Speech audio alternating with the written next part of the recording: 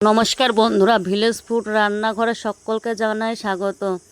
আজ মোচার ঘন্ট করব চিংড়ি দিয়ে। তার জন্য প্রথমে দেখো মোচাটাকে আমি ভালো করে ছাড়িয়ে নিচ্ছি। আর মোচার ভেতরে যে কাঠিগুলো থাকে সে কাঠিগুলো কিন্তু ভালো করে বেছে নিতে হয়। মোচাটা আমার বাছা হয়ে গিয়েছে বা কাটা হয়ে গিয়েছে। এরপর দেখো আমি কড়াইতে জল গরম করতে দিয়েছি।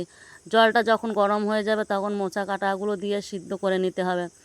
আমি মোচাগুলো দেখো জলের ভিতরে দিয়ে দিলাম। এরপর একটু লবণ আর হলুদ দিয়ে নাড়িয়ে ঢেকে দেবো। মোচাটা ভালোভাবে সিদ্ধ হয়ে গেলে তার জলটা আবার ঝরিয়ে নিতে হবে। মোচাটা দেখো আমি সিদ্ধ করার জন্য অল্প একটু হলুদ দিলাম আর অল্প একটু লবণ দিয়ে ভালো করে খুন্তি দিয়ে নেড়ে দিয়ে এরপর দেখো আমি ঢাকনাটা দিয়ে দেবো। মোচাটা আমার সিদ্ধ করা হয়ে গিয়েছে। এরপর দেখো আমি কড়াইতে তেল দিয়ে দিয়েছি। তেলটা গরম হয়ে গেলে চিংড়ি মাছগুলো দেখো আমি ভালো করে এখন ভেজে নিচ্ছি। চিংড়ি মাছগুলো আমার লাল লাল করে ভাজা হয়ে গিয়েছে। চিংড়ি মাছগুলো কিন্তু একটু লাল লাল করে ভেজে নিতে হবে। তারপর আবার অল্প একটু কড়াইয়ে তেল দিয়ে দিচ্ছি। এরপর কিন্তু আমি ফোড়ন দেবো। প্রথমে আমি জিরে ফোড়ন দিয়ে দিলাম। এরপরে একটা শুকনো লঙ্কা দেবো আর তেজপাতা দেবো। তারপরে আমি মোচাটাকে দিয়ে নেবো।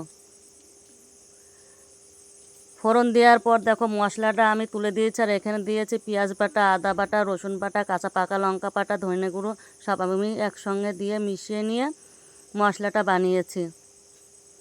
এরপর দেখো সিদ্ধ করা মোচা আমি কড়ার ভিতর ঢেলে দিলাম। এবার ভালো করে কষিয়ে নেড়ে চেড়ে চিংড়ি মাছগুলো ঢেলে দেবো।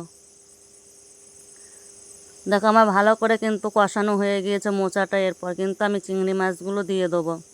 চিংড়ি মাছগুলো দিয়ে আবার একটু কষিয়ে নিতে হবে। চিংড়ি মাছ দিয়ে আমি কষে নিয়েছি। এরপরে একটু আমি সামান্য ময়দা নিয়েছিলাম। ময়দাটাকে ভালো করে গুলে দেখো মোচার মধ্যে দিয়ে দিয়েছি। তাহলে মোচাটা একটু ভালো হবে। এরপর অল্প একটু গরম মশলা ছিটিয়ে নামিয়ে নেব।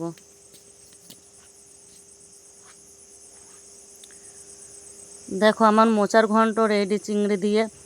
আর দেখতে দেখো কত সুন্দর লাগছে।